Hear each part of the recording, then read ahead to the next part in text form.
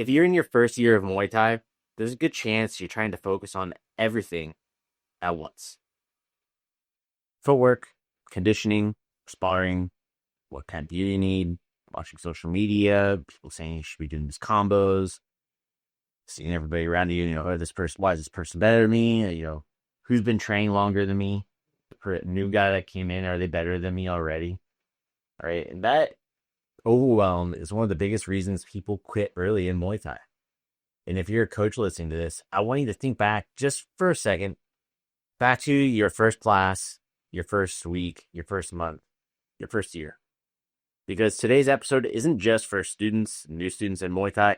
It's a reminder for coaches of what that first year actually feels like.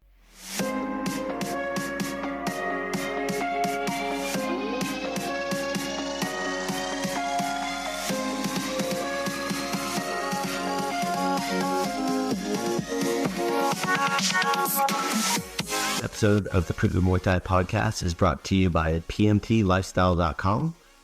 Authentic Muay Thai lifestyle by Pu'u. Definitely go check out the website at pmtlifestyle.com for some awesome lifestyle merchandise. That's for those of you out there either involved in Muay Thai, looking at getting involved in Muay Thai, and embrace a healthier lifestyle to live the life of the Nak Muay. Go check it out. I want to talk about Black Room at Deep Studios. If you enjoy the content of this podcast, you will definitely enjoy the value that you get out of the Black Room and being a member of the Black Room.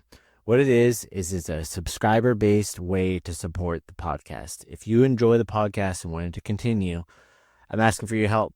And in exchange, you're going to get an underground view of Muay Thai, American Muay Thai, as well as within Thailand.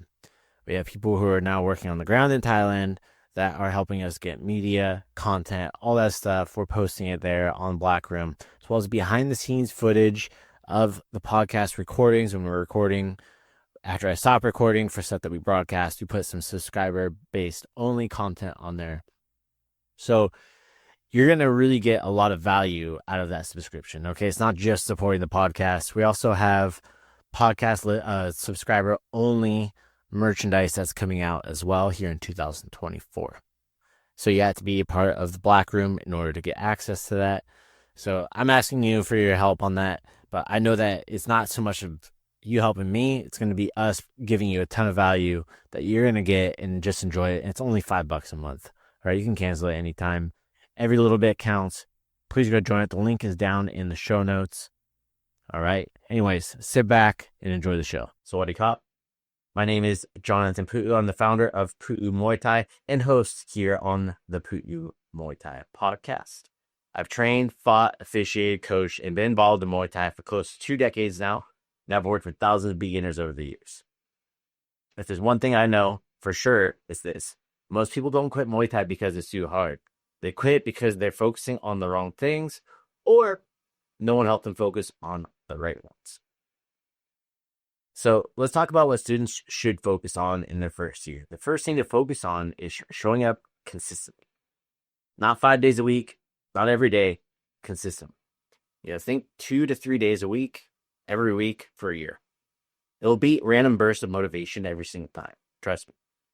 Have that baseline minimum you commit to hitting every week, no matter what. And this might be coming like, hey, I'm surprised. I want to train every single day. I get it, right? But, and coaches too, this is worth reinforcing constantly as well.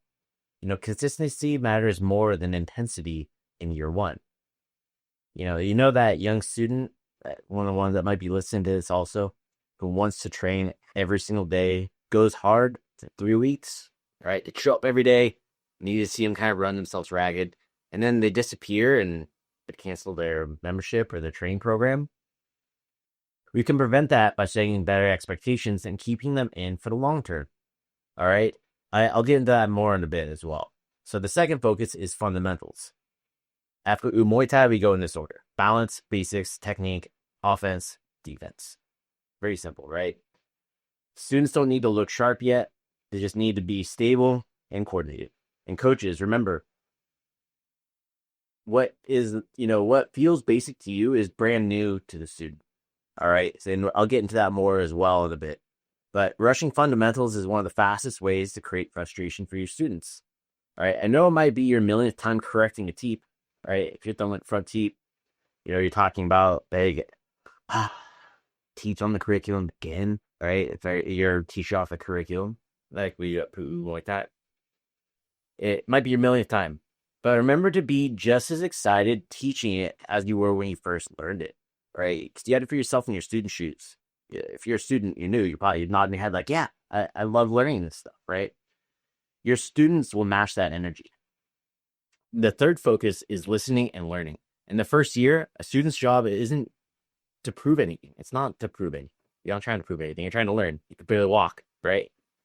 It's to absorb, ask questions, and accept corrections. Yeah, being coachable. And coaches, this is where patience matters the most for you. Early students aren't resisting, they're just overloaded. You add social media noise into the mix, and it makes the overload even worse. They see all these people that appear to be figures of authority telling them to do something a certain way. And that goes into like our influencer fraud. We've talked about it enough here. But you add that noise in there, it just makes that resistance even worse, or that overload, because it's not resistance, it's overload, right?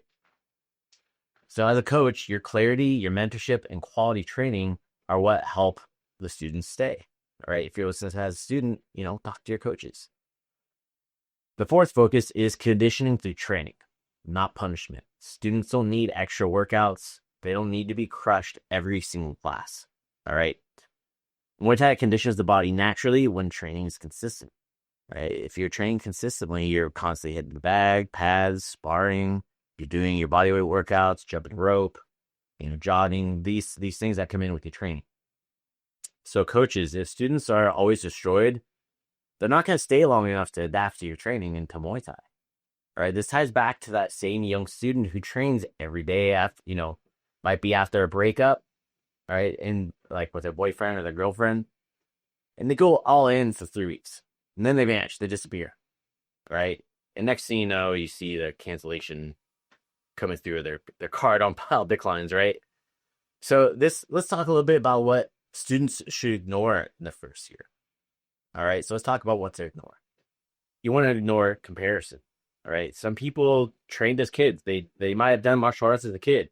Taekwondo, karate. Maybe they did Muay Thai. Who knows? Right? For all you know, they were like their dad's a pro fighter in Thailand or one of the coaches at the gym you're at, and you just don't know it. All right. Some played sports, and some are just naturally coordinated. All right. But comparison kills confidence faster than bad technique. I've seen it time and time again. I've had this conversation with students ad nauseum. So coaches, this is where culture matters for you too. How you talk about progress shapes how students see themselves. You want to ignore sparring results. Getting hit doesn't mean you're bad at Muay Thai. All right, I get hit all the time. I was talking about I banged my knee. Struggling doesn't mean you're failing either. And talk to your students about having days where they feel on and days that they feel completely off. We all know that we have days where it feels like everything's clicking and your training's paying off, right? And you have days where you're like, man, I suck. What am I doing? That's normal, all right? And sparring is a learning tool, and it's not a scoreboard either. It's important for people to understand you don't win in sparring. If you want to win in sparring, you're not sparring. You're fighting in the gym, and you're losing it. You shouldn't be doing that. All right. You should, and some people do this also. Maybe they have a deadline for themselves. I need to be fight ready. This is what I need to do. I need to spar hard all the time. No. So ignore fighting as a deadline. You don't need to fight in your first year of training. Like if you have a goal to fight in the first year, hey, maybe your coach doesn't let you fight because you're just not there. All right. So you don't need to prove you're serious to your coach. Your actions and your consistency will show that. Well, of course, have the conversations with them when they come up, or ask your coach. You can have a discussion about this stuff. Like, hey, when do you think that would be? Like just timeline wise, all right? Don't have that the first week, guys. Wait a few months. You can let them know, hey, my goal is maybe to compete, but when you follow up with them, just thread that check in. Maybe at like a 3 or 4 month mark. Hey, how am I doing? What do you think like a realistic timeline from you be? And don't be put off by what your coach says. Like maybe they're like, hey man, you didn't have to put in some extra time. Maybe I say at least a year. trust your coach. All right. But you don't need to prove you're serious. Fighting also is only one expression of Muay Thai. It's not the definition of Muay Thai. Of course, it's combative art. And coaches, remind your students that staying consistent is that commitment that you want from them, right? If they are fighting, or if they're wanting to improve, if they want to get better at sparring, they're trying to get more confident, they're trying to get in shape, lose 10 pounds, they want to, lose a couple inches off their waist. That consistency is the commitment to making that go happen, okay? Remind them to ignore the hype gear and social media timelines and these social media fraudsters that we see out there too. Students don't need what the professionals wear, but they do need to look the part, right? What I mean by look the part is they don't need all the fixings of it, but they need a pair of Muay Thai shorts. We talked about that. Get some Muay Thai shorts. All right. But they don't need the gear. They don't need the $250 pair of high boots and gloves. All right. They need gear that fits, protects them, and allows them to train consistently. We've talked about this before. If you're a student listening to this, invest in some private lessons. It'll be better investment than some bougie-ass gear, okay? Plus, your coach will probably be stoked up. So here's what the first year of Muay Thai is really about. It's all about building habits, learning how your body moves, developing patience. And by the end of year one, the goal isn't mastery. The goal is familiarity. Students start learning how class flows. They understand the basics of Muay Thai. They understand what they should be doing. Doesn't mean that they can do it properly yet, right? And they're not as overwhelmed anymore, right? They're not feeling totally lost. What's a teep? What's a high kick? What's a leg kick? What's an inside leg kick? What's a up elbow? They're starting to know what this stuff is, right? And that's a massive win. Even if it doesn't feel flashy, we talked about progress and comparing yourself, but if you're a student listening to this, back when you first started, you didn't know any of this was, all right? And coaches, this is the phase where retention is won or lost for your students. Helping students recognize this progress keeps them training for the long term. I used it before if a student wants to quit, ask them, hey, if their goal is to get better at Muay Thai or be more confident or self-defense, hey, would you be you now, today, be able to beat up yourself when you first step foot in the door? It's most likely yes. All right. If it isn't, reassess your coaching, right? So the people who stay past that first year almost always do better long term.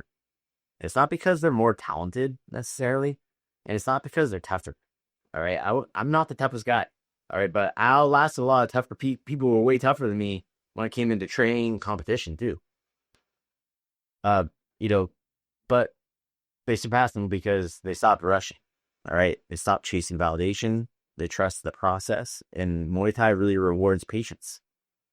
All right. That's why we're a 5-round fight, right? See people all the time. They look at fight, see a 5-round fight, you get the person who blows their wad in the first round is what we call it. They use all the energy. They throw the kitchen sink in the first round. They end up dying in the 3rd, 4th, 5th round, essentially, right? And the coaches who remember their own first year, they build stronger students and stronger programs, right? So I want you to keep that in mind. So if you're in your first year of Muay Thai, here's the takeaway. Focus on showing up, focus on fundamentals, focus on listening and learning, ignore comparison, ignore self-imposed pressure to fight. If you're thinking hey, I'm going to fight my first year, I have to do this, just don't put that pressure on yourself. Ignore timelines also that aren't your own. All right. If somebody else I'm fighting I need to fight in 3 months.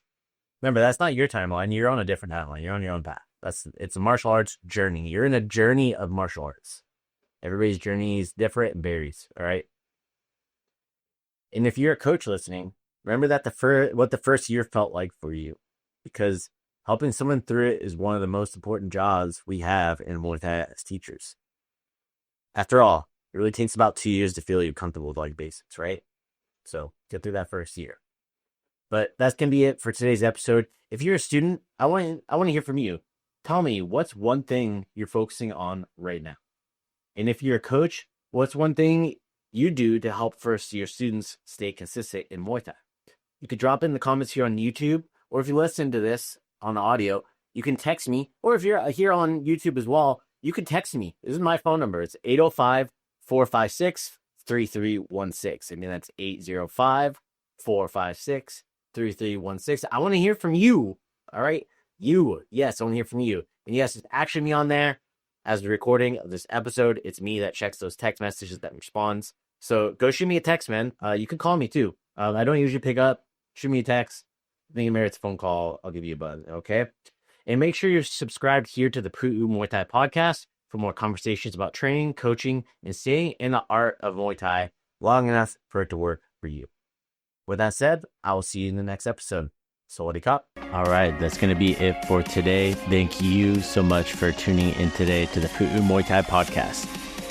If you enjoy the content, go leave a review over on Apple Podcasts, on Spotify. Give us a rating. It means the world to us.